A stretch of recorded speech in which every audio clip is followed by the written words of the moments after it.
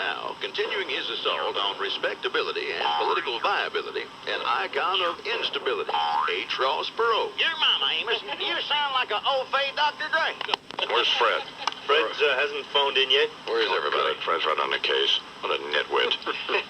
Were you going to call us or not? Yeah, I've been busy. I'm sick, man.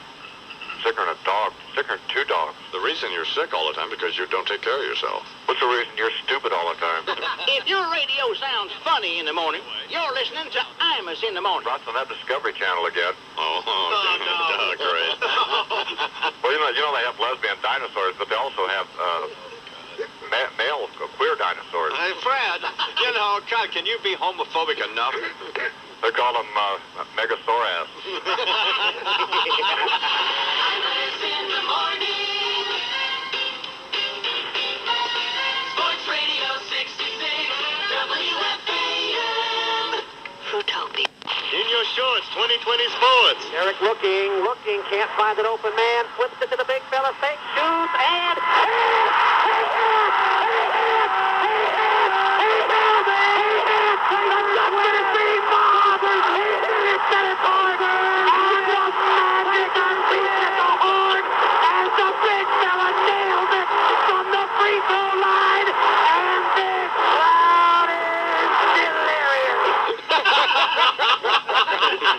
One of the great finishes ever. Good morning, Mike Brain with sports. Mark Boyle with the call. NBA playoffs. Indiana beats Orlando 94-93. The lead changed 4 times in the final 13 seconds. Magic's forward Horace Grant said it was just unbelievable. We hear the big shot. They hear the big shot. We hear the big shot. They hear the big shot. Here a shot, there a shot, everywhere a shot. Yeah. Series tied now at 2 games apiece, but it was one of the most exciting finishes ever in the history of the NBA playoffs. Get some contacts. The goggles are not working for me. Look like a bug. Not happening. One of the great records in sports history has fallen. Yesterday in Mobile, Alabama, the Joe DiMaggio of dog racing set the world record. J.J. Doc Richard won his 37th consecutive race. Did it with a victory at Mobile Greyhound Park. The streak started back on November 14th. The dynamic doggy breaks the old record set by the great Pat C. Rendezvous. I missed the morning program. Rob Dylan, how does it feel to be on your own in a nursing home? Once upon a time, your music was sublime. You could turn around, but now you find nobody wants you. Hate to be the one to say you don't get it done, looking like a skeleton. It's sad how they all taught you. You once were so germane, but now the times, well, they've already changed. You're not having it now, just painfully lame. Knocking on heaven's door is such a shame. You're just a wheelbarrow now.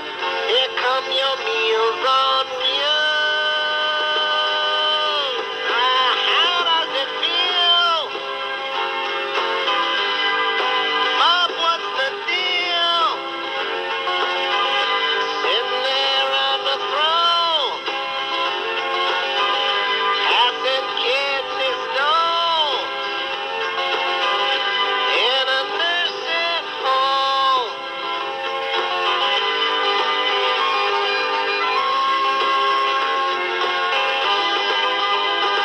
Used to look pretty freaky in a tie-dye dashiki, raise a fisted hand, then go marching with the band, protesting for peace and air. But that was in the past, not as a half-empty glass on your nightstand, Mr. Tambourine Man, and it's got your teeth in it. Your hands, well, they're all shaking now. Can't play guitar no more, can't even fake it now. And bust to the dog track, you should take it now. Closest you get to hip is if you break it now. No more motorcycle for you, a chair with 2 big wheels. How does it feel to look like a veal? You're in the twilight zone, holding a microphone in a nursing home.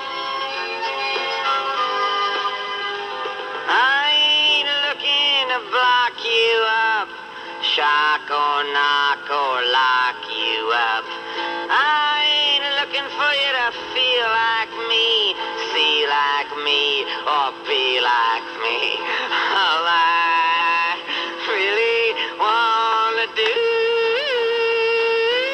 is, baby, be friends with you.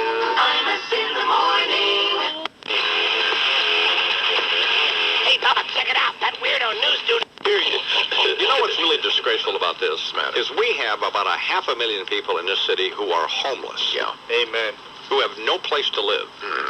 And then we have some geek like me. Exactly. On the phone with these decorators talking to me just like to pink paint. Get out of here. You're a horrible person. But I mean, I'm not sitting here with somebody who gave me a bunch of money. Yep. I screwed people out of it. If your radio sounds funny in the morning, you're listening to Imus in the morning. Both of you are so fortunate that you have this job. Yeah. And this is like Bernard's first job in radio working for me. This is a pretty huge deal. Well, he feels lucky. You know, you little redhead. I feel like Heinrich Himmler felt when Hitler hired him. Imus in the morning. Sports Radio 66, WFAN. MES. I'm Eileen Marchese Cohen for the 9X Mobile Fan Highway Patrol. I'm Imus in the morning. Fans now trying to plead to us. Devils are doing great. Hey, the team has responded. They played phenomenal. I'd like to see some people watch them on TV. Free TV, that's what they were on. Free, not sports channel, free. Dog. Sports Radio 66, WFAN. That's the... Imus in the morning. All right, here now with comment and observation on headline issues of the day. I'm Mr. Washington's senior political analyst, the late Richard M. Nixon. Thank you, and Happy New Year, and Happy Marriage to you. Imus in the morning, as I obliterate the proverbial two-foul with a single brick by means of my greeting to you today. And I was just looking at this photograph on the cover of the Daily News TV supplement featuring you, J.D. Goodness, handsome, handsome, handsome. Wonderful portrait. Those are pretty good, huh? Yeah, indeed. Who is it? Well, it's me. You're this guy? Yeah. Let me see that again. Oh, yes. Now I see the resemblance. They must have airbrushed this thing with the compressor from a jackhammer, huh? Just kidding. I can't help a certain friskiness today, Dono, because I'm feeling particularly ebullient. And I guess you know why. Well, sure, the Republicans now Of course, you moron. It's the 104th Congress. I'm ecstatic. In fact, I went a little too far. I got wasted New Year's Eve and had my buttocks tattooed. Pardon me? Take a look at this, would you? No, put See your there? pants back on. Check it out. Newt left cheek, astute right cheek. What a nightmare. I mean, what if in 60 days Newt tries to burn down an abortion clinic or something? Then I have to go for laser treatment to have this mother burned off. Face it, I was stupid. Oh, and speaking of stupid, issue one today, C-SPAN. I watched your latest return engagement there amidst some initial confusion, Dono. First I saw you, then a quick cut to your brother, Fred. And I thought Brian Lamb was screening a preview of Dumb and Dumber. By the way, has Fred undergone facial piercing or something?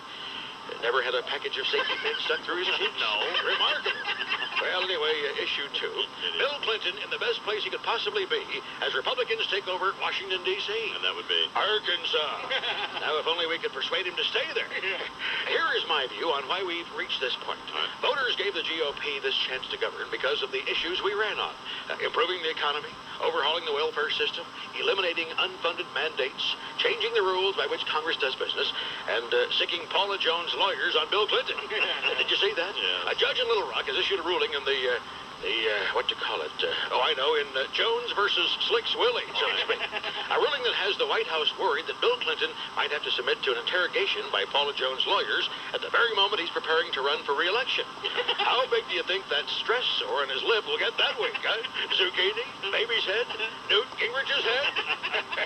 Oh, by the way, before I go, you don't happen to have the number of Harper Collins, do you? No. I mean, if Newt's blowing off a $4.5 million advance because of some sudden ethical compunction, well, as you know, I suffer no such constraints.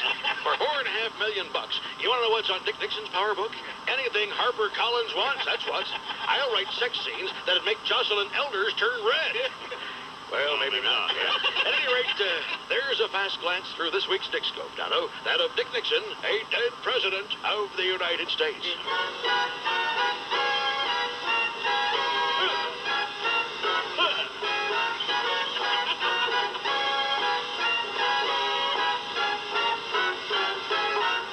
He thinks he's a pundit.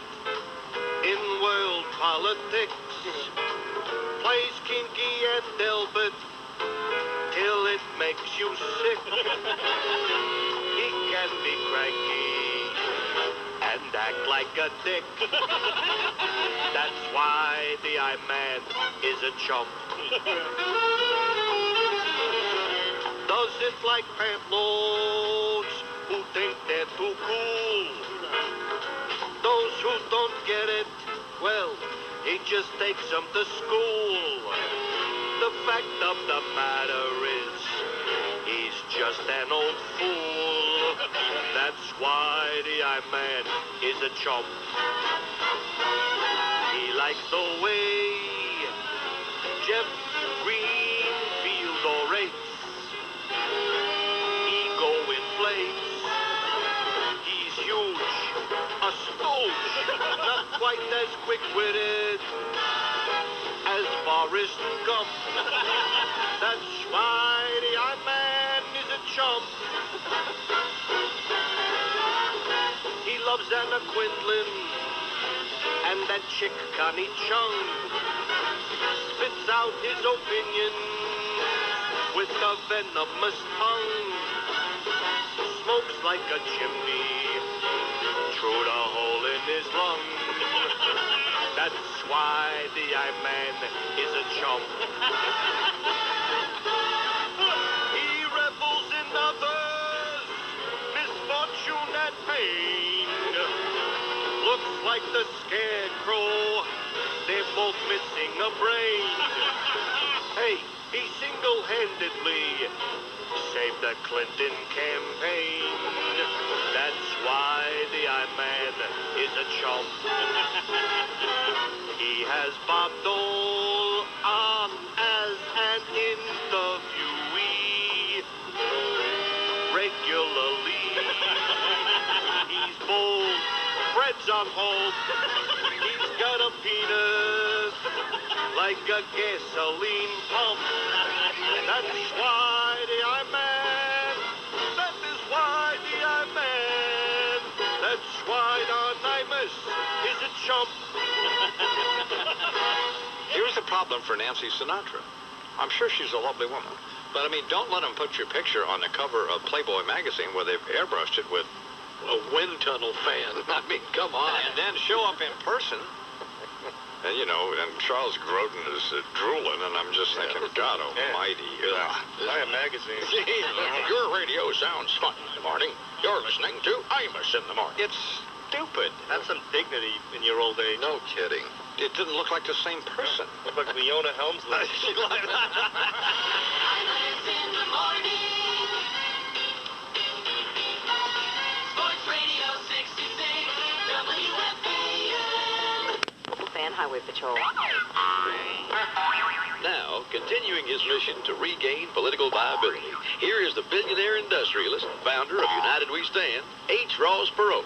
Got a new great sucking sound for you, Amos. The Mexican bailout? The ex-governor of Connecticut. I heard you talking with Lowell Wacker about what he's going to do now. Oh, starting a new talk show. Commit suicide is more what I had in mind. Yeah. At least as far as being a big-time politician's concerned. What in God's name is the point of Lowell Wacker going on the radio? You talk about a man out of sync with everything. He says he's going to offer a viewpoint to counter people like Rush Limbaugh. Was he in a coma or something last November 8th? Unless he does some kind of Limbaugh lip sync, he won't have any more listeners than Bill Clinton does. Amos, I'm just afraid your buddy Wacker's clogging on a bag of oil-dipped pony poo, and he's going down. It's just sad. Like this bailout situation. Yeah. Let's look at that for a minute. Get under President Zadillo Sarapi and see what smells, okay? Got a country right on our own border, poverty, disease, overpopulation, political instability, and an economy in chaos. Now, I'm asking you, can we possibly just turn our backs on them? You damn right we can. Who cares? I'm sleeping like Pedro's baby, Amos. I'm rich, got my health, and I'm a fill-in host on the Larry King Show. You might say I'm making a pretty big stink in some pretty tall cotton. And reading the political winds, I'm sick of worrying about the little guy. That's the kind of thinking that has us hemorrhaging entitlement programs, Amos. You know what the Mexicans got down there? No. Chickens, skinny dogs, and American jobs. I say, let natural market forces work and let them sing. Speaking of sinking, are you following the O.J. trial? Sure. Here's what Perot thinks. I think the next person O.J. Simpson murders is Carl Douglas. If he keeps on cross-examining prosecution witnesses, got a timeline chart for you. See this? Yeah. This here is where the prosecution started presenting its case. Right. This here is where defense attorney Douglas started cross-examining witnesses. Right. And this here, about 5 more minutes away, is where O.J. either takes the stiletto out of the envelope and sticks it in Douglas, or just jumps to his feet and hollers, guilty. I'm saying that he comes out of this better if the prosecution represents him. Final thought, Amos, real quick. NBC Nightly News is hiring Bill Moyers to do some sort of commentary on Tom Brokaw's show. Did you see that? Yeah. Just sad. About as many people want to hear from Bill Moyers at this point as want to hear from Lowell Weicker.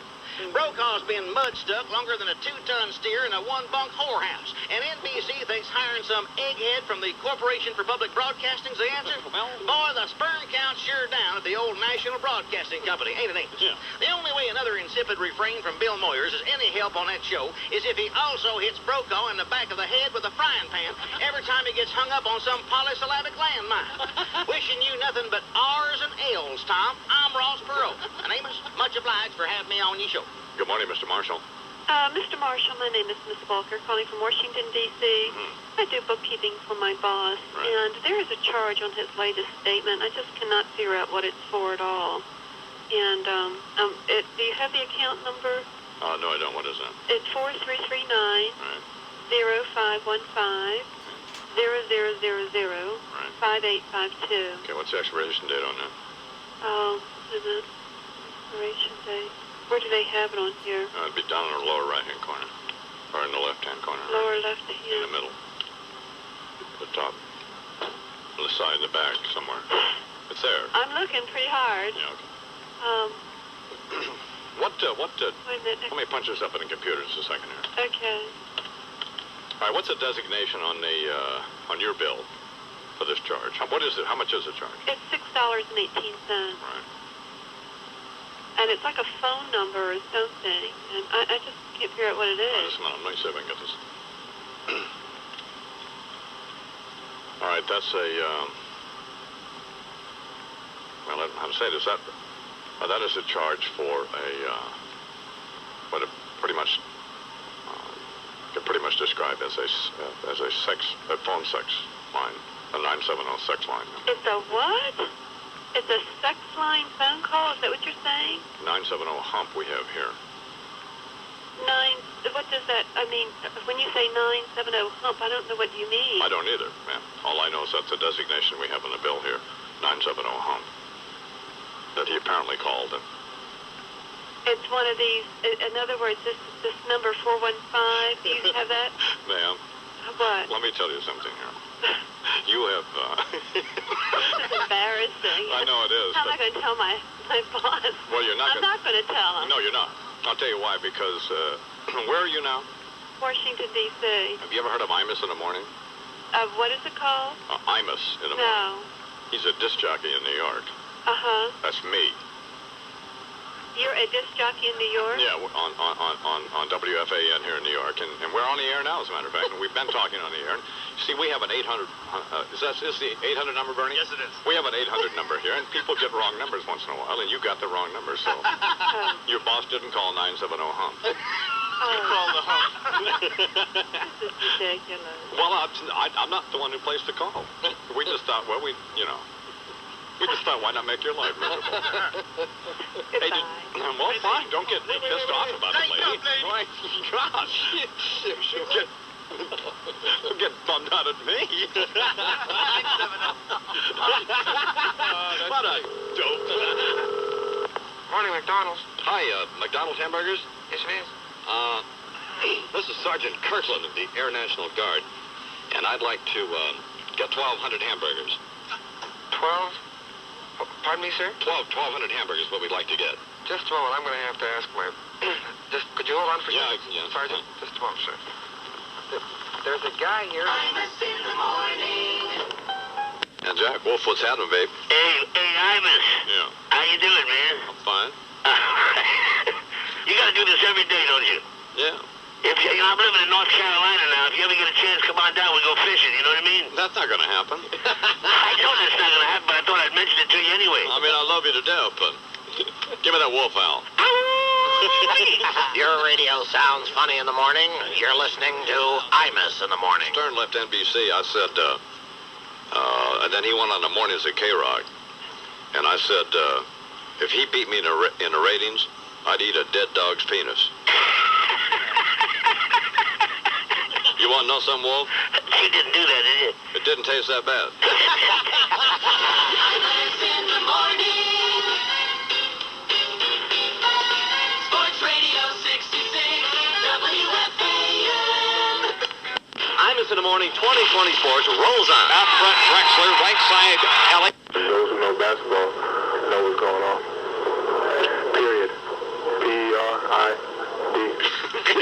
God almighty. This guy's making $50 million a year. He doesn't have to know how to I guess he doesn't have to know how to spell it. Jesus, God almighty. Oh, man, I mean, that's sad, actually. Yes, it is. And finally, in baseball, hottest team in the major leagues, the Cincinnati Reds beat the Pirates of Pittsburgh 4-2. Our Cincinnati Reds, I might point out. Correct. Our Cincinnati Reds, big red machine. Our Reds have won 8 in a row, and in their last 21 games, they're 18-3. Yeah. And guess who's their leadoff hitter? I don't know. Deion Sanders. My man. There you go. Sure. My man, Neon. Salute up, baby. Yeah. And that's sports. I'm Mike Green. Imus in the morning on 12:30 to score here in Cincinnati, Ohio, with where you ought to be, by the way. Scott Minnie. Scott, That was Soldier of Love from the Beatles live at the BBC. Lay down your arms and surrender to me. That one going out to Madonna's security guard. Madonna, of course, experiencing a little hoop-de-dookie over the Memorial Day weekend. Yeah. Some guy apparently having a problem getting into her house, which I think is the first time on record that anybody had difficulty getting into anything of Madonna's. Fence hopping, it's the latest craze. For those of you thrill seekers who don't think bungee jumping is enough of a kick, just vault over a high tension wire and draw some automatic weapon fire. Sucking chest wounds. Wow, what a rush. As the stuff at the White House and Madonna's mansion illustrates, even with all the high-tech security measures available, you just can't prepare for nut logs. Concertina wire is only a deterrent if the person trying to scale it doesn't like getting his hands cut to ribbons. But if somebody's hell-bent on crash landing his Cessna into your backyard or being target practice for a bunch of nose-picking mouth breathers who don't have the discipline to be cops, how are you going to protect yourself against that? well, yeah. Let's face it, there are a lot of people wandering around out there who are only one synapse short of a Harvard wig out. And when these impressionable people watch infomercials like that Benzedrine-buzzing, ponytail pant-load Tony Little jumping around screaming about his ab blaster, they think that mental illness is encouraged in this country. Problem with Madonna is she's created this persona for herself where nothing is sacred. She's put on display all the parts of her existence visible without the benefit of a speculum. How does she expect to prevent hopped-up whack jobs from wanting to get an even closer look? She's practically put a welcome to Fleet Week sign outside her uterus. To have her little compound violated by intruders, well, that's just an extension of that warm hospitality, isn't it? I must say, upon hearing the news, I was somewhat suspicious. Is there nothing she won't do for publicity? I tell you, the statement about wanting to bear Dennis Rodman's child was enough to last me a while. And it's not the interracial thing that bothers me. It's the interspecies thing. If there was ever two people who should not spawn, it's these two. Do we need some gap-toothed, orange-haired mulatto midget running around in a bustier and a pair of Nikes? I think not. Her problems have just begun. Because, you know, once this guy Hoskins recuperates, he's gonna sue her, then she'll never get rid of him. I can see her with her security guards now. You shot him 3 times and still didn't kill him? What the hell am I paying you morons for? Is she really going out with him? Oh, there she is. Let's ask her. Betty, is that Jimmy's ring you're wearing? Mm-hmm. Gee, it must be great riding with him. Is he picking you up after school today? By the way, where'd you meet him? I met him at the candy store. Turned around and smiled at me. You get the picture? Yes, we see. That's when I fell for Imus in the morning. So I look at my... Good morning. What's the matter? On your Kennedy parody, you have that drowning sound blurb, and I think that's connected with a tragedy, and I don't think that particular thing should be attached. It says you may not do that with other tragedies. Are you in your car? Yes. Okay, be careful.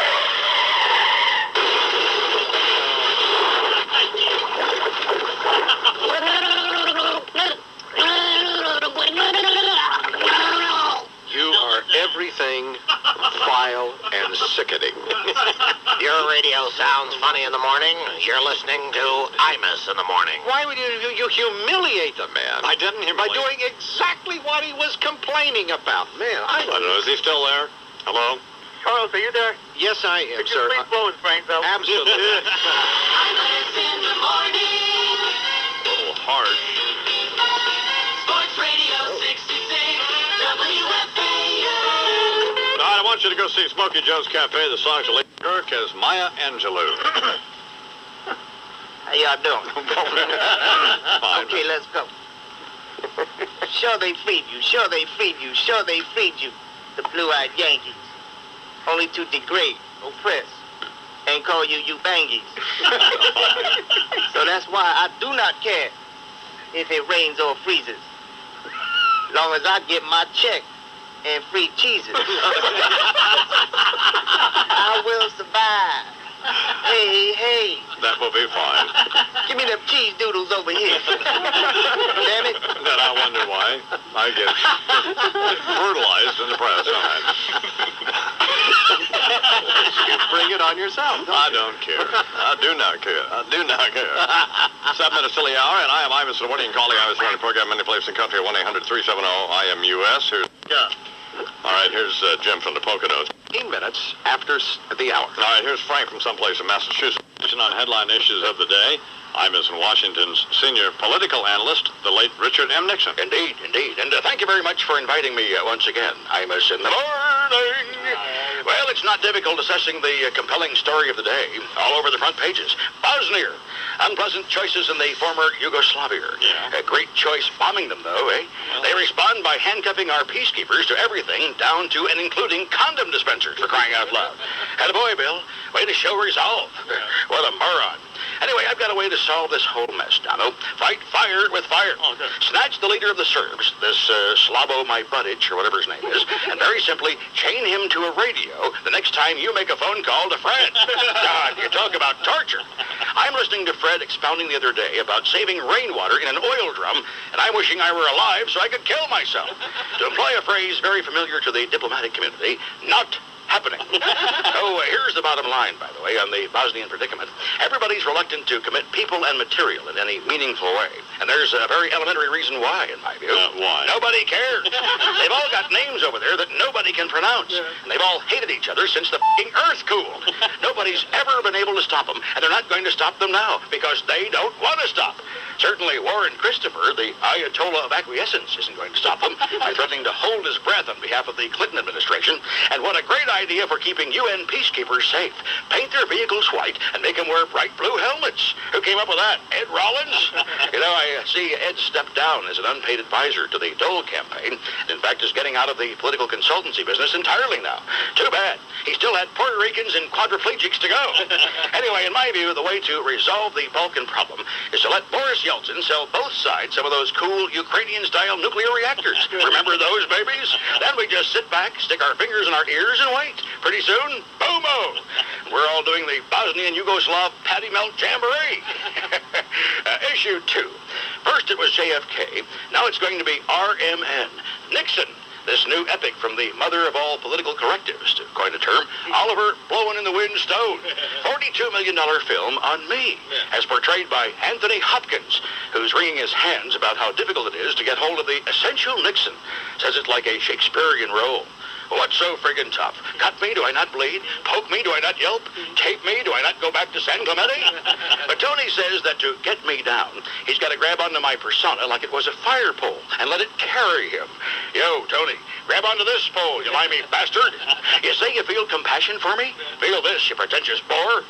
Sorry, J.D. Anyway, while we're talking entertainment, final thought. This fellow who trespassed at Madonna's house the other night, Robert Hoskins, cops say he'd been stalking her.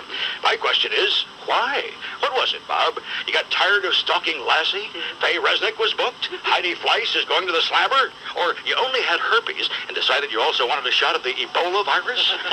Obviously a sick individual. Anywho, there you go, J.D. You've just had your eye on the Dick Scope. Scope and Dick, the property of Dick Nixon, savvy observer and deceased past president of the United States.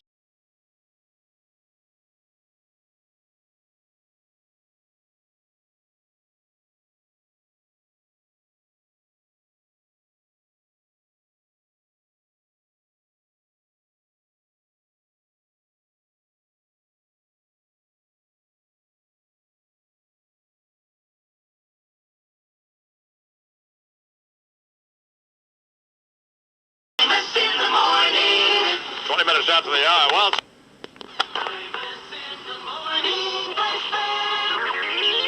Here now the major stories we're following from the Imus and Washington Network newsroom.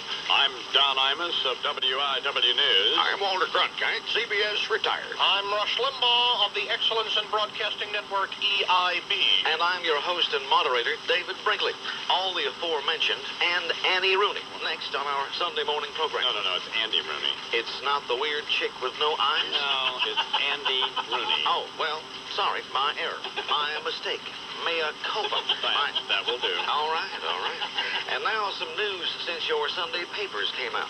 Here in Washington, Hillary Rodham Clinton continues to draw rave reviews on Capitol Hill for her appearances on behalf of the administration's health reform proposals, even drawing a rare round of applause at one point from appreciative lawmakers as she took her seat at the witness table in front of them. Ms. Clinton responded with warm thank yous until the reason for the committee members' enthusiasm emerged during questioning. The first question went to the elderly but extraordinarily vital Senator Strom Thurmond. Now, Mrs. Clinton, were you aware that you are sitting here today in front of this committee without any underpanties on? Will the Senator yield? Go ahead, Senator Kennedy. I'd just like to say, in regard to the state of Miss Clinton's clothing, that if it was an attempt to influence this panel's receptivity to the proposition being offered, that the First Lady has this Senator's enthusiastic vote. Thank you, Senator Kennedy. Chairman Biden, why don't you poll the committee on the matter of Miss Clinton's appearance? Well, I would, Senator Thurmond, but they already have polls, if you would notice. So they do. And Miss Clinton, then just let me say thank you for agreeing to sit before us today.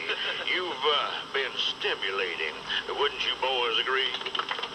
Overseas, in the former Soviet Union Republic of Russia. That's the really big one where the capital Moscow is, the gum department store and all of that. The parliamentary crisis has now claimed 3 lives. Megadiddles. It's a start. Meantime, United States Attorney General Janet Reno is reported to be on her way to the Russian capital with 1,000 cans of Sterno as Moscow continues to look to tactical precedents set by the United States government in Boris Yeltsin's struggle to dislodge opponents holed up in Russia's parliament building. After trying without success to force the dissidents out by blaring music at them over loudspeakers, Moscow authorities appealed to President Clinton to allow Reno to travel to the capital personally to share her expertise in resolving similar situations by setting people on fire. President Clinton made a statement a short time ago at the White House. As you know, we remain foursquare behind President Yeltsin's ongoing effort to bring democracy to his country. I'm only too happy to help in that regard.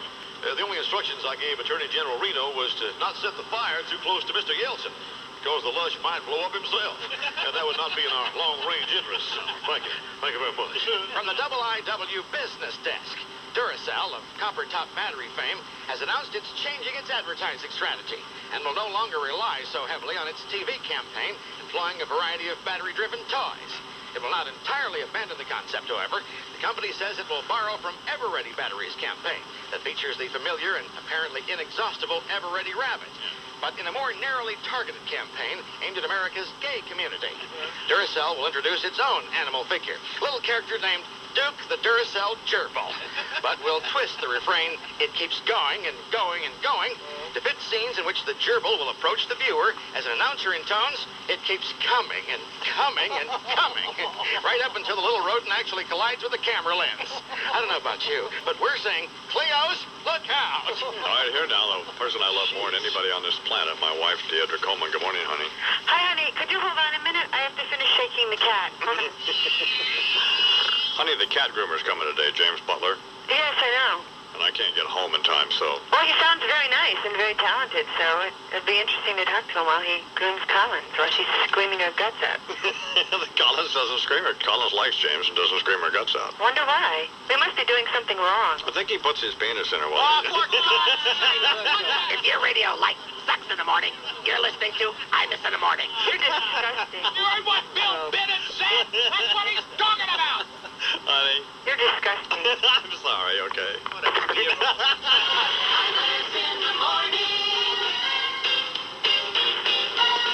Sports Radio 66, WFAN. where Rock lives with my friend Scott Muniz. Scott's, Well, gang, it's summertime, the season for the annual onslaught of concert tours. And when you look at the roster of what's ahead for you at your local Gigunda Dome, you can finally understand why Kurt Cobain decided to go the Ernest Hemingway route. They say he was despondent about his life. But if you ask me, he just wanted to spare himself the pain of shelling out $125 to see the Eagles reunion. Jesus, I only want to hear Hotel California, not book a room there. But face it, folks, Don Henley and the boys have us over a barrel, because they know we consider our music as one of life's essentials, right up there with food, water, and sex. I know that personally, I could last for weeks on a desert island with just a coconut, Gracie Slick, and a copy of the Beatles' White Album. That is, just so long as Gracie wasn't all that hungry. But where the 60s gave us Motown and the British invasion, all the 90s have to offer us is Nirvana and Hole. I mean, when was the last time you saw some 40-something Wall Street exec blasting Snoop Doggy Dogg on his BMW's Blaupunk, or waiting online all night to get a bracelet to buy Pearl Jam tickets? So we're forced to go grave robbing when we need a fix. But Pink Floyd, the Eagles, the Stones, these are all guys who look like they'd be more comfortable in a pair of green polyester pants on a golf course somewhere than on stage playing in a rock and roll band. They only serve to remind us that what we've always feared has finally come true. Not only are we not hip anymore, but we've actually become our parents. For most of us, Soul Asylum is just a bunch of hairy, untalented mouth breathers who jump around banging on instruments making hideous noise, which is exactly what our folks used to say about The Who. Yet although we wear ties and business suits on the outside, inside we're still rolling around naked in the mud with the Earth Mothers at Woodstock. So when we need to escape the pressures of the real world, the one that we used to unanimously disdain, we can only turn to our romanticized past in hopes of reclaiming some of the lost idealism that used to course through our veins along with the multifarious chemicals. So then how come our standard bearers have decided to stick it to us when it comes to ticket prices? I wouldn't pay $125 to see Joe Walsh if he were going to play Rocky Mountain Way in my living room. Besides, if I want to be reminded that the 60s are finally over, I'll take a look at the x-ray of my prostate. So I think I'll take a pass on the Eagles reunion and just stay home, fire up a joint, and blow the dust off my turntable and my mind.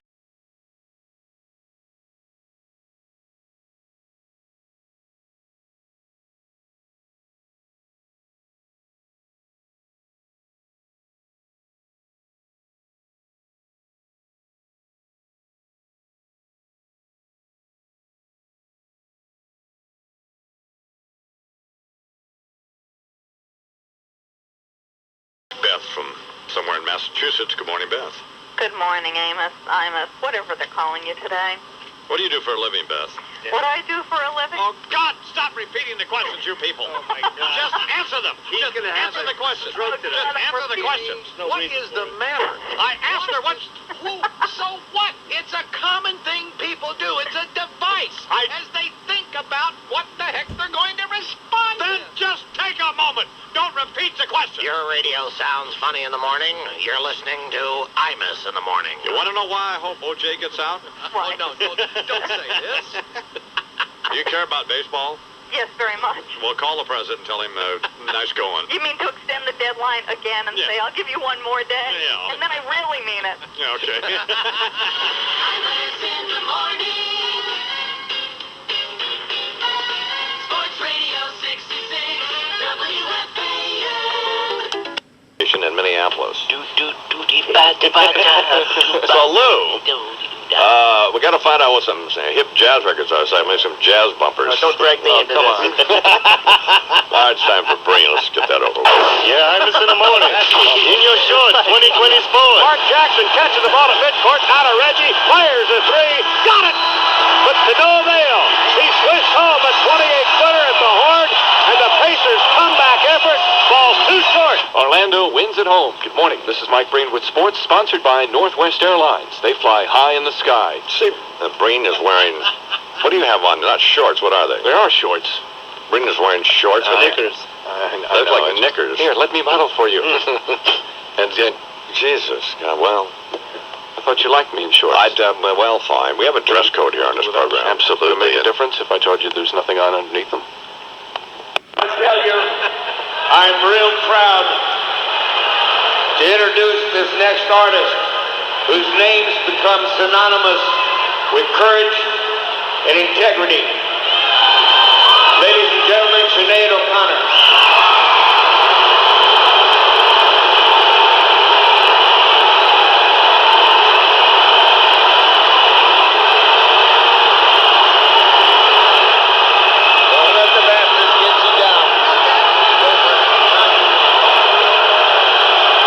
Turn this up until the philosophy which holds one race superior and another inferior is finally and permanently discredited and abandoned.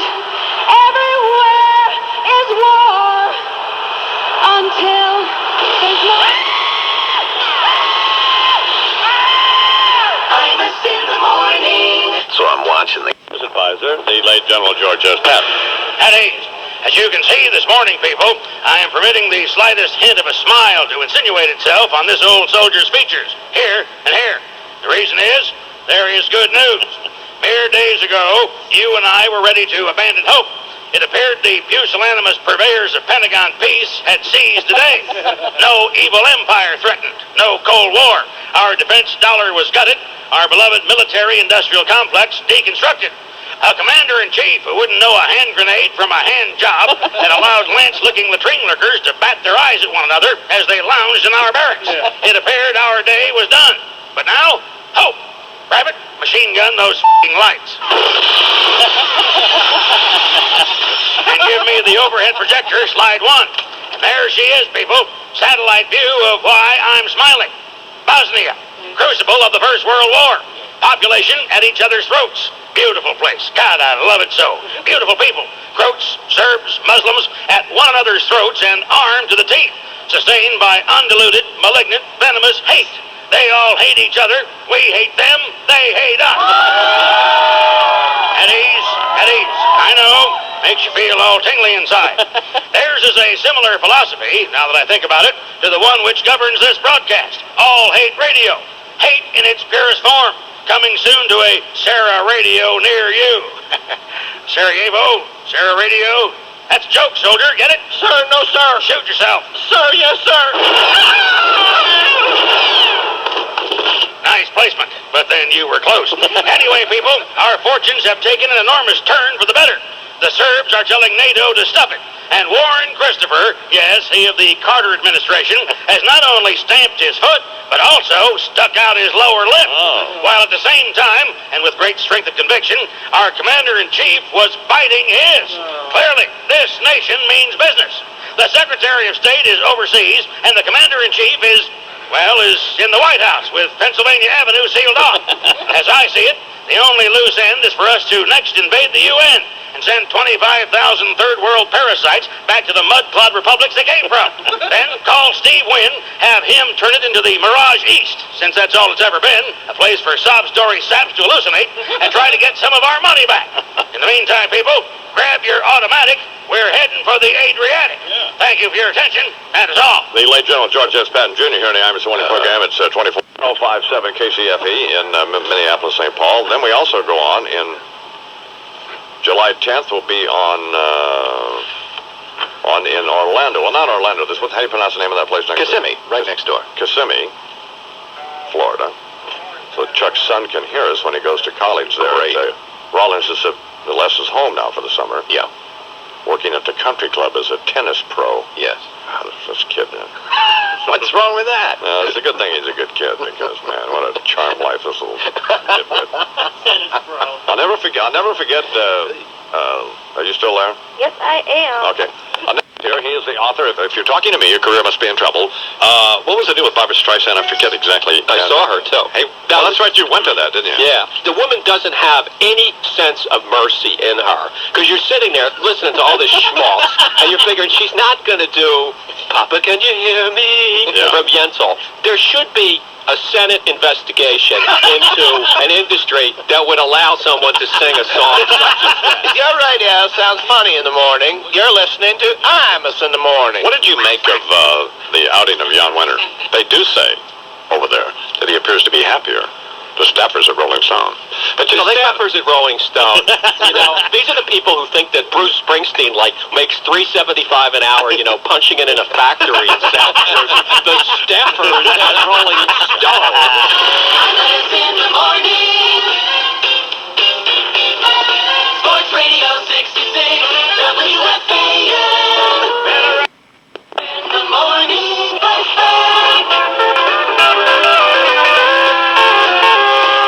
I don't care if it rains or freezes, long as I got my plastic Jesus riding on the dashboard of my car. Yes. I can go 100 miles an hour, long as I got the almighty power stuck up there with my pair of fuzzy dimes. Just sell the book. Hallelujah. Hallelujah. Can I get an amen? Amen. Amen. Amen. Hi, friends. It's the Right Reverend Dr. Billy Saul Hargis, God's other son, here this morning basically to castigate you heathen, no-good, bottom-feeding fugitive from the food chain. And you know why? Because after all I've done for all of you low these many years, you continue to embarrass and humiliate me, to taunt me and flaunt me, to kick my regular reverend ass every damn opportunity you get. And the latest may be the worst yet, friends. You buy my damn book, second greatest story ever told by mortal man, and you get me on the bestseller list, the Wall Street Journal, Publishers Weekly, the New York Times, below every kind of lame damn author on the planet. Funk that. Dr. Hargis says, funk that. Jesus says, funk that. We are not interested, my brother and me, in getting on any list in which we're subordinate to some waste of trees written by Danielle Steele, wearing her penis obsession on her sleeve. And just one slot above a tome based on that compelling theme all America wants to know more about, the philosophical abstractions of Australian Aborigines. Excuse me, but funk that. And the mutant pygmy you rode in on. Funk that. I'm at number 14 on a 15-place list. Get out of here.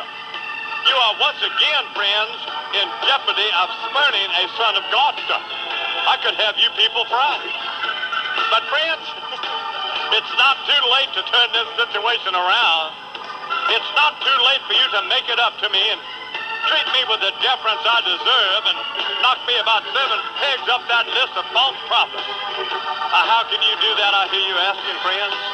With an offer fashioned and published in paradise, you celestial sponges. Now, anybody could extend to you a 2-for-1 offer, 2 books for the price of 1 to jack this sucker up. Ain't one thing unique about that. That's why we're now prepared to present to you people who absolutely don't deserve this kind of benevolence, Dr. Hargis's 2-for-2 offer. Yes, friends, 2 books for the price of 2 books.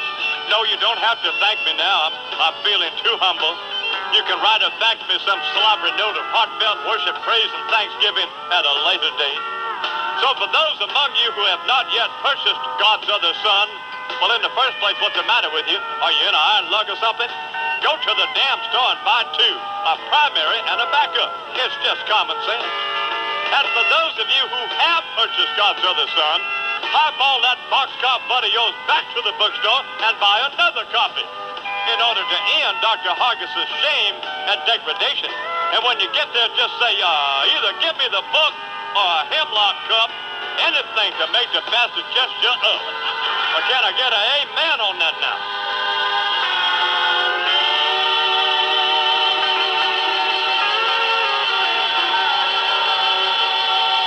We have a suicide hotline call here. Good morning, Tom. Good morning, Imus. How are you? I'm fine. What's the matter? Well, I'm in the Lincoln Tunnel. I'm going to crash my car into a bus. I'm tired of that book story. Have you bought it yet? No, I will not buy it. Well, no, see I'm giving a double money-back guarantee to people who don't buy it. 1-800-TOM. I will send you double the money. I never thought I'd say this. Bring back the damn Thanksgiving routine. Hey, if your radio sounds funny in the morning, you're listening to Imus in the morning. Get Eileen on the phone. I am crashing my car into a bus. We are going to have an accident in a Lincoln Tunnel. In the morning. Sports Radio 6.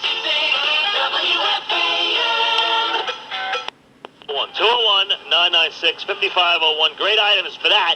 And Gary Thorne on the other side. Sports Radio 66, WFAN. This is... And now Media Watch, introducing a catheter into our nation's press organ. The Dean of Broadcast Reporters, Walter Cronkite. Update CBS. How fares the voyage of the good ship Black Rock and her crew, Peter Lund, Eric Over, et al.? Well, I fear sails are set, but seas are sour. The executives of my old alma mater facing down a hostile audience at the CBS Affiliated Stations Convention in Los Angeles. Ober, Lund, and CBS Chairman Lawrence Tisch. Never have so few been hated by so many for so good a reason. For the network, under Tisch, is still afloat. But if I might be permitted a breach of taste, the same can be said of a soggy turd. That's what this revered, beloved, award-bedecked old reporter fears his one-time employer has become. A turd, adrift in some settling pond in Peoria, where, by the way, it ain't selling. Is there any glimmer of hope from the miasma of disease decisions at Black Rock? Yes, there is. The recent public filleting of Connie Chung. Indeed, with my colleague Dan Rather now solo on the set, the CBS Evening News ratings have actually struggled out of the sub-cellar, pawed their way over Brokaw in the main cellar, and maybe, just maybe, now stare upward toward the lofty heights where sits that self-satisfied, fatuous, blowhard Canuck, Peter Jennings, atop the ratings heap at ABC. Correspondent Rather's reclaimed position of undisputed regent of CBS News is manifesting itself in various ways, but most tellingly, in his obvious comfort. He's relaxed again, composed, confident. In fact, I'm told that after that first evening without Ms. Origami Mommy at his side, Mrs. Rather confided to friends that she and Dan had had the best sex they ever had. And I quote, "He got so busy, he made my hair frizzy." Quite an endorsement of this man's emotional depth, his ability to connect with an appreciative audience. Certainly the release he found after Ms. Chung wound up, forgive me, shanghaied. Yes, Shanghai does appear to be the spin Ms. Chung's female peers are putting on the affair, as CBS divides into bitter War of the Roses hair-pulling. Ever Chung-ho for Connie's position, Leslie Stahl rallied troops to a high-profile luncheon the other day, to which info babes swarmed from all over to dance about the ousted anchor. Barbara Walters was there, Katie Couric, Cokie Roberts, Diane Sawyer, and more, all chatting up Connie's cause as they nibbled on veggie crudités and a 5-foot-long hero sandwich, made appropriately out of the late Helen Gurley Brown, herself a media hero to so many of the cab gals who were there for this convocation of hysteria, the shrews of the news. And so I leave you with a question to which I believe we already have our answer. Was the move injudicious, or worse, downright unfair? No one cares. The only measurement that matters is this. Rather's ratings and Rather's rocket are both up. For Media Watch, this is Walter Cronkite. Thank you and good night. Here now from CBS News is Dan Rather. Good morning, Mr. Rather. Good morning, I-Man. How are you doing today? I'm fine. How are you doing? Well, I don't know. You tell me. Did you ever really, in your heart, think this was a good idea? I did, Imus. When this idea first came up and Connie's name was mentioned, I was really enthusiastic about it. And yes, I thought it had a shot. I thought it had a really good shot. For one reason and another, I think a lot of complicated reasons, this didn't work. Speaking of Mr. Ober, he's quoted as saying that he thought it was a stupid idea. Well, if the boss said that, I certainly agree with it. If your radio sounds fun in the morning, you're listening to Imus in the morning. Have you had Bill Graham on the program? Well, no, he's not going to come on this program. I bet he would come on this program. Well, he might, yeah. Your show might be a little too racy for Graham. Imus in the morning. Sports Radio 66, WFAN. This summer, 2020 sports. Elliott puts it off on the left side to Rivers, a rainbow. No good! No good! Over the ball! We got it! We got it! This baby is over! We're going to the finals! Rockets eliminate the Spurs. Good morning. Mike Breen with sports. Good objective call there. Jay Peterson. Well, you should talk. The Rockets? Yeah, right. Listen to Mike. I never said we're. Well, you ought to hear what you're doing. You never said we? Never. At least he's upfront about it. You're not.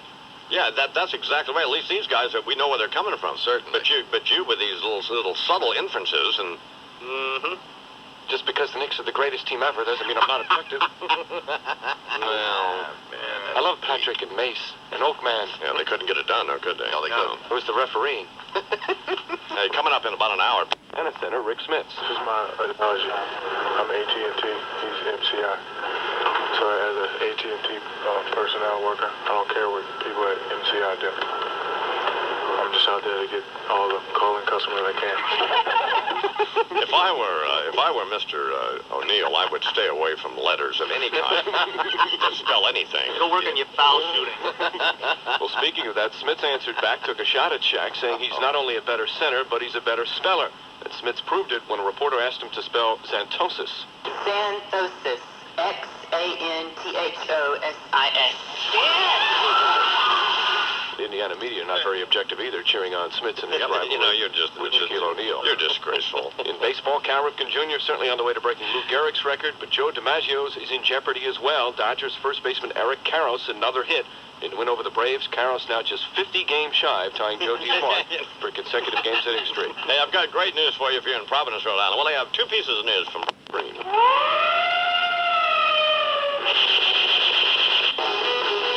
On July the 2nd, 1953, I was serving time for armed robbery. At 4 o'clock in the morning, I was sleeping in my cell. I heard a whistle blow, then I heard somebody yell. Imus in the morning. I love Line issues of the day. One who saved this radio station. Yeah. And you're telling me that I can't, that they're telling me what I can and cannot talk about. I want you to take me off that station. Hey, your buddy. Take me off of it. Your buddy's across town. Bill Sirkin. Yes. I'll have the Zen Master buy the station and fire everybody. The Zen Master loves me. And rehire Mr. St. Pierre. And rehire Ron St. I mean, that's Yeah. outrageous. Ron's great. I was bummed out yesterday when he told me. I'm serious about this. Now, this is just some on-the-air little gimmick. No, I will call first thing this morning. And I want you to report to me at 10 o'clock. Do you understand me? Absolutely. Get off the phone.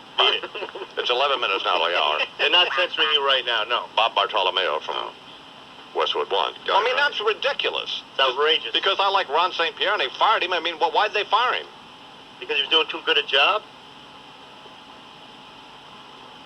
And that's a problem with these radio stations around the country. Perfect. And believe me, I worked for a couple of them. Bet. They got some empty suit, jerk, nitwit, moron who couldn't get it done himself. So they put him in a general manager's office because there's nothing else for him to do. Mm-hmm. Or they'll make him a program director like the geek Weisbeck in San Diego. They're these losers. And then they're going to come in and tell somebody like me what to do. Yeah, right. Oh, man, I mean, that's maddening. Just petty little nitwits. Uh-huh. And I guarantee you that these people in San Jose will be the biggest pain in the ass on the planet. But they're talking about how happy they are to have the I-Man in San Jose. The first time somebody says something about some homosexual, they will be hysterical. Absolutely. You know it. So it's a given. It's a given. Probably a bunch of moles. The first time I play a Kinky Friedman record, or a Rush Limbaugh song parody, they'll be hysterical. Somebody making bubbles in a hot tub. Well, let me just say this to these various affiliates. You either carry the program or don't carry it. It doesn't make any difference. I don't make any money from this anyway. It's just that simple. It doesn't make any difference to me whether I'm on your crummy radio station or not. I don't need this. Stuff it. I mean, how does this help me? It doesn't make any difference to me. Of course not. Let me talk to this guy from Providence. Line 3. Hey, Yeah. are they censoring me now? No, you're on with the delay. This is the morning news time now, 12 minutes after the hour. Right here now from the KFOX studios in San Jose, San Francisco. My friend Rush Limbaugh. Good morning, Rush. Ah, my friends, the guilty pleasures provided by the O.J. Simpson trial. An African-American murderer being defended by a pushy Jew lawyer who spent half his time in the courtroom badgering uncharacteristically careless Orientals, and the other half being mercilessly redressed by an overachieving feminazi. Rush. Why, it's a virtual sitz bath of political incorrectness. How I love to lower my stately buttocks into the steamy depths of it all. One wonders how much longer the spectacle will continue. Judge Ito's hourglasses have long since run out of sand, although every time you think you've seen the last of that peroxide parasite Cato Kalin, he comes up with another 15 minutes. The proceedings have certainly not been lacking in irony. A scientific expert named Cotton explaining to the predominantly black jury about DNA. If they ever get to deliberate this case, you can almost hear them saying, "Now, what would that white lady saying about N.A.?" That'll be fine. Colin Yamauchi and Dennis Fong testifying about the socks, glove, and hat. Barry Scheck is trying so hard to discredit and implicate them in this conspiracy theory, I'm afraid his efforts may very well backfire on him. Forget the way they handled the evidence. By the time this Hymietown homie is through, he'll have the jury believing these are the only two Asian Americans who aren't proficient with laundry. I tell you, with all the alleged intrigue and Machiavellian machinations, I'm surprised that Hollywood conspiracy nut Oliver Stone hasn't decided to do his film version of the Simpson trial instead of butchering the Nixon legend. I can see the furious flesh cuts now. Morgan Freeman as Johnny Cochran in the courtroom, showing clips of Naked Gun over and over, backwards and forwards, as though it were the Zapruder film. Gene Hackman as F. Lee Bailey, saying the N-word ad nauseum to the smarmy Officer Furman, played convincingly by James Woods. A saucy and sultry Demi Moore as the working mom overcoming great obstacles, Marcia Clark. And as Judge Lance Ito, a bespectacled and toupeed Pat Morita, providing the same wonderful sense of wax on, wax off, oriental wisdom and whimsy he displayed in the Karate Kid films. A Simpson son, blood on, no get off. Detective Mark Furman is the focus of another negative magazine article. Getting back to the O.J. thing for just a moment. Newsweek reporting that a black police officer once testified that Furman told her the following: get a job as a secretary or a dancer on Soul Train. He told me I had a tight butt. I don't like that. That's Detective Morris right there. You know, he told me I could shake my booty up and down Los Angeles freeway. I said, yo, man, what you talking about? Your radio sounds funny in the morning. You're listening to Imus in the morning. NBA, the Knicks win. They beat the 76ers at the Garden. Coach Riles was happy with the play of several of his players, like Mace, and the return of the Oak Man. Which one is it carves the stuff in his hair? That's Anthony Mason, yeah. What did he have carved in it last night, yesterday, whenever? Pass the ballot's budget amendment.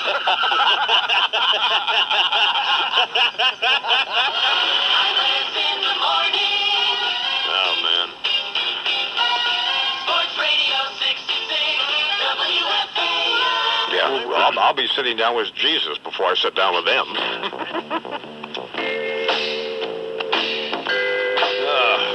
Almighty. All right, Breen's coming up.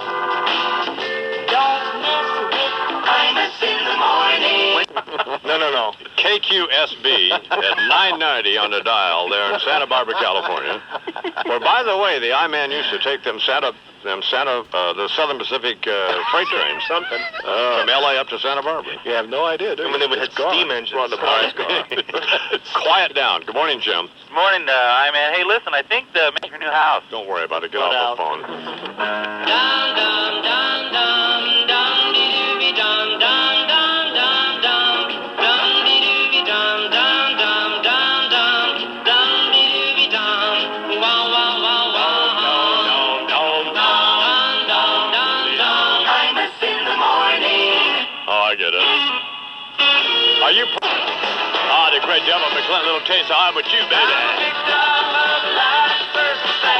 about it now. I was raised around barrooms, riding that thing, singing that old country song.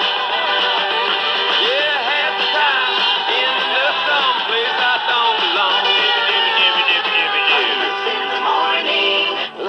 That is all. You ain't nothing but a hound. Been snooping around my door. You ain't nothing but a hound dog. Been snooping around my door. You can wag your tail, but I ain't gonna feed you no more. Imus in the morning. You've got the magic touch. It makes me glow so much. It casts a spell. It rings a bell. The magic touch. Imus in the morning. I mean, as heinous as it is, a double murder involving somebody's ex-wife and a possible boyfriend wouldn't be a big deal. It's O.J. Simpson, the #1 trial of the century. Sports Radio 66, the fan, WFAN. 70 degrees under cloudy skies, and that's what's happening. I'm Joe Tollison with 2020 Sports on WFAN, the flagship station for New York Mets baseball.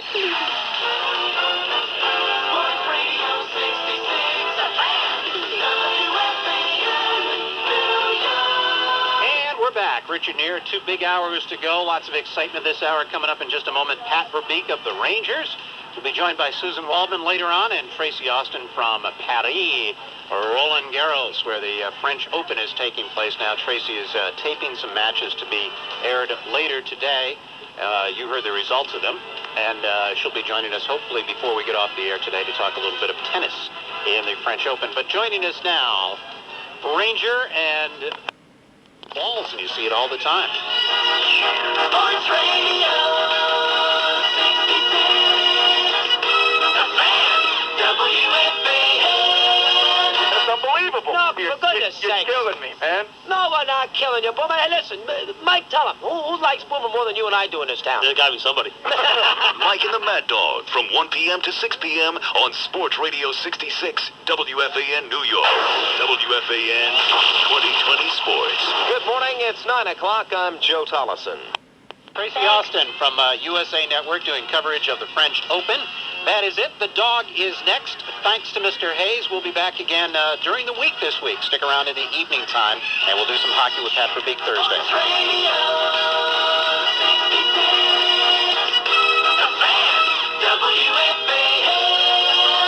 Sports Radio 66, WFAN New York. WFAN 2020 Sports. Good morning. It's 10 o'clock. I'm Joe Tollison. What's happening? I'm Joe Tollison with 2020 Sports on WFAN, the flagship station for New York Mets baseball. Sports Radio 66, WFAN, New York.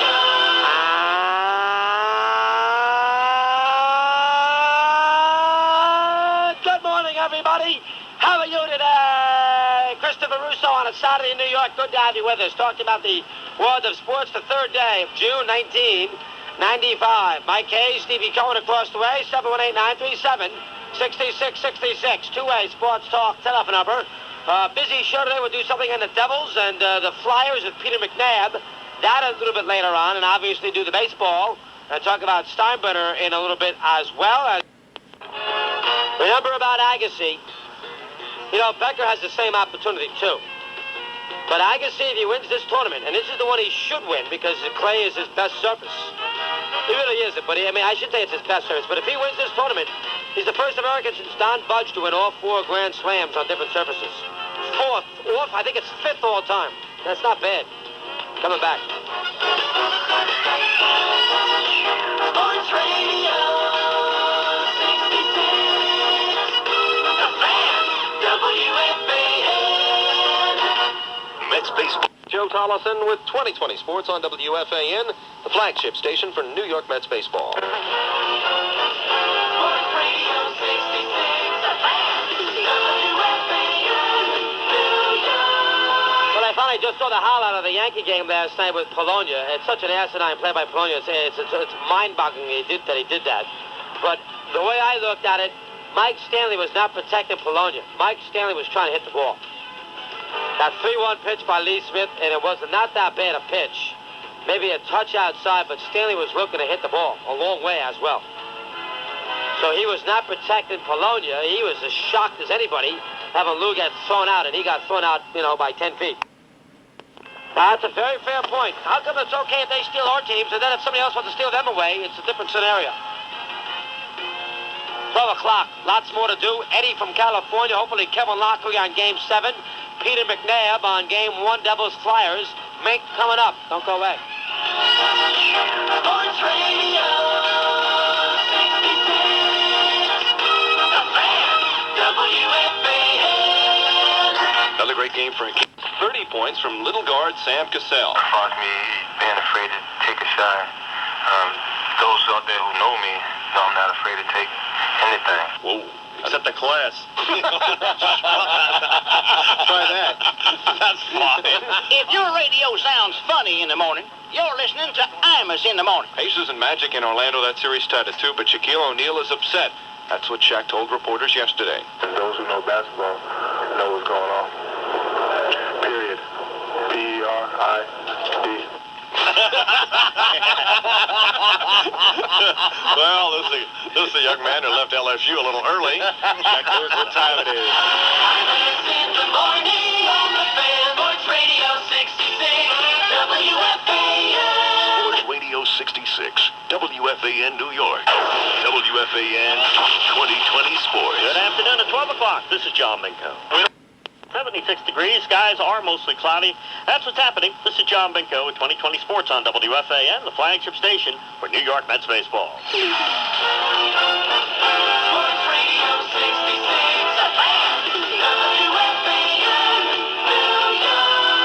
Back on the Fan. Nice to have you with us for hour 3 of our radio program today. Been a good morning show. We'll hopefully do something on Game 7 tomorrow night. We'll do something on the Mets with Eddie C. in California shortly. And obviously Game 1 tonight in Philadelphia. Devils and the Flyers of the Eastern Conference Finals. With the Devils, of course, looking to get back or getting to a Stanley Cup final round. Larry Brooks covers the Devils in the New York Post, and he joins us on the Fan this morning before he heads on down to the Spectrum. Larry, thanks for a few minutes on short notice today. How you doing? No problem. I'm good, Chris. How are you? 12:35, back after this. Got the hots for sports? You've come to the right place. The Fan. Sports Radio 66, WFAN New York. Last year was a year ago tomorrow. That's going to be a fun game, as will the Devils. Mariners and Red Sox are next. Great job, Stevie Cohen and Joan Shin. Mink all afternoon, High and Dutchy later on. Mets tonight. Enjoy. Sports Radio 66, The Fan, WFAN. These skies are partly sunny. That's what's happening. This is John Binko with 2020 Sports on WFAN, the flagship station for New York Mets baseball. Sports Radio 66, The Fan, WFAN, New York. 5:05 on the Fan. Eagle and Daughtry taking you until 9:30 tonight, and then it's the Mets and the Los Angeles Dodgers. LA coming off the 2-1 victory last night. Hideo Nomo picking up his first Major League victory. And we'll talk some more baseball coming up at 718-937-6660. Want to help the young man. You know, George is so giving. He's such a giving human being. Well, he's got some guys who are almost stealing his money now. But he wants to help Darryl. That's so nice of him. He wants to go out there and help the man. It says here, if George is remotely pleased with their meeting, pick a number, friends, because he's going to be in the navy blue pinstripes playing ball in the Bronx before the end of the summer. Well, Bill says sign him. I say don't. We'll find out what Susan Waldman thinks right after this. Sports scores and sports talk. We put sports in our name at The Fan. Sports Radio 66, WFAN New York. Visa Rewards present. Call 1-800-333-1050 for the location, address, and phone number of the Bob stores nearest you. That's 1-800-333-1050. Looking for 56. The update is coming up. Then more of you on the phones on the Fan. Sports Radio 66, The Fan, WFAN. Monday morning in New York, 64 degrees. Nice morning, and enjoy your day. Here with the news, and starting the Imus in the Morning program is Charles McCord. Morning, Chris. It is 64 degrees right now at 5:30. The Imus weather, mostly sunny, mid-80s. And the Imus weather, sunny, mid-80s today. 64 degrees right now at 5:36. I am Imus in the Morning. There's gutless weasels now at WRX in Providence. Now they censored me. Who do they think they're dealing with? But I can't talk about their crummy little radio station. The fact that they fired Ron St. Pierre is that what I can't talk about? One of the best program directors in the land. Here's what I want you to do, Bartolomeo. I want you to take me off that station. Hey, your buddy. Take me off of it. If your radio sounds funny in the morning, you're listening to Imus in the Morning. Well, here's the information we have now. Radio Equity Partners, they are the new owners, said the policy of censorship was established by, and so anytime, excuse me? I was saying, what? By Ron St. Pierre?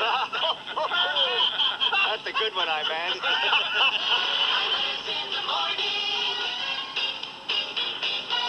Sports Radio 66, WFAN. Max and I. In the morning, All right, here now on the nationally syndicated Imus in the Morning program, nationally syndicated gossip columnist Liz Smith. Good morning, Miss Smith. A fairyland full of magic, hissy fits and cat fights. Is it gay day at Disney? Close. The 48th annual Tony Awards. But let me tell you, had he known, Bill Shakespeare probably would have saved the title Much Ado About Nothing for this year's event. Well, I swear that when the immortal bard wrote about those tales full of sound and fury told by idiots signifying nothing, he didn't know it, but he was predicting the 1994 theater season. And good thing King Lear wasn't a theater critic, because most of the ones I know wish they could have poked their own eyes out in desperate disgust. What can you say about the state of Broadway when the biggest thing going is Beauty and the Beast? And I don't mean the Disney production, I mean Tommy Toon and Rosie O'Donnell. You decide which is which. They happen to be involved in one of the more hideous examples of the latest trend to hit the Great White Way, revivals. But let me tell you, Grease sure as hell ain't gonna be reviving much of anything, including Broadway. Although you might need some reviving after you sit through it. Carousel, Showboat, a sequel to Best Little Whorehouse, even Damn Yankees with its chorus full of switch hitters. That isn't what we need. We need new, exciting productions, like Angels in America, which among the rest of the dreck playing off Schubert Alley should be renamed Diamonds and Dog There are more unintentional laughs in Stephen Sondheim's Passion than there are intentional ones in Neil Simon's Laughter on the 23rd Floor. Hey, Neil, why don't you stick a few of those yucks in the elevator and send them down to the f***ing orchestra, huh? Joan Rivers in Sally Moore and Her Escorts makes me think that Lenny Bruce and Edgar Rosenberg both got off pretty easy. And when the giant rusted copper walls come clanging down in Medea, one only wishes star Diana Rigg were standing under them. What's the best thing on Broadway? Well, aside from the aforementioned perestroika and millennium approaches, my vote is for the weird, toothless hobo on the corner of 47th Street who whistles Memory from Cats, standing in a shopping cart holding a bowling ball. That's my idea of theater. Short, sweet, to the point. You don't have to worry about parking, and the performance only costs $25. Give that man a Tony. And a sandwich. Here now some of the headline stories we're following for you in the Imus and Washington Network newsroom. I'm David Brinkley, your program host. Most familiar to you from This Week with David Brinkley, seen on most of these stations. And you're familiar doubtless with our regulars, Walter Cronkite, John Donald the I-Man Imus, Rush Limbaugh, and from time to time, a surprise or two. Now, some news. Damage control at 1600 Pennsylvania Avenue as Zippergate continues to dominate the headlines.